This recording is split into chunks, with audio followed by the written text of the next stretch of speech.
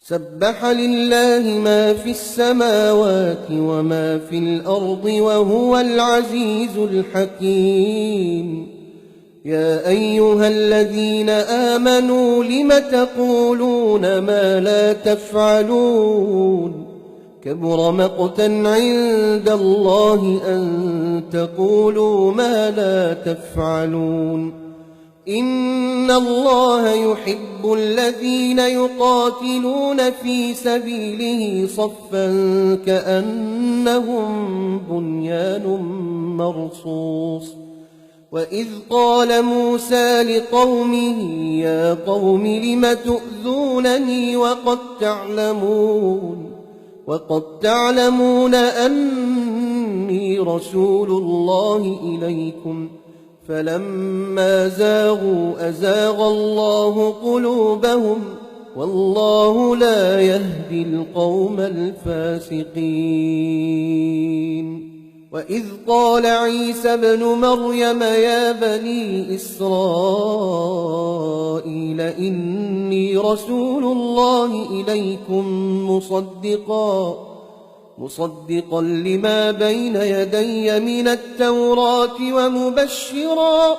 ومبشرا برسول يأتي من بعد اسمه أحمد. فلما جاءهم بالبينات قالوا هذا سحر مبين. ومن أظلم ممن افترى على الله الكذب وهو يدعى إلى الإسلام والله لا يهدي القوم الظالمين. يريدون ليطفئوا نور الله بأفواههم والله متم نوره ولو كره الكافرون. هو الذي أرسل رسوله بالهدى ودين الحق ليظهره على الدين كله ولو كره المشركون. يا أيها الذين آمنوا هل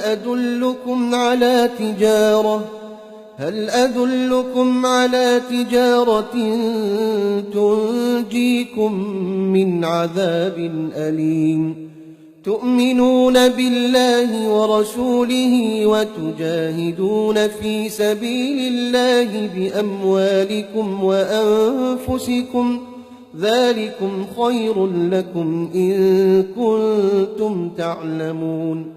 يغفر لكم ذنوبكم ويدخلكم جنات تجري من تحتها الأنهار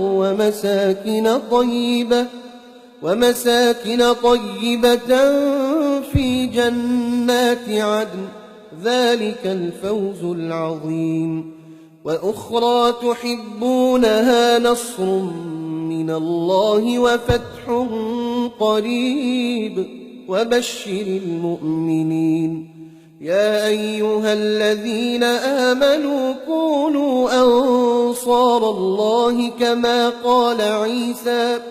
كما قال عيسى ابن مريم للحواريين من أنصاري إلى الله قال الحواريون نحن أنصار الله. فآمنت طائفة من بني إسرائيل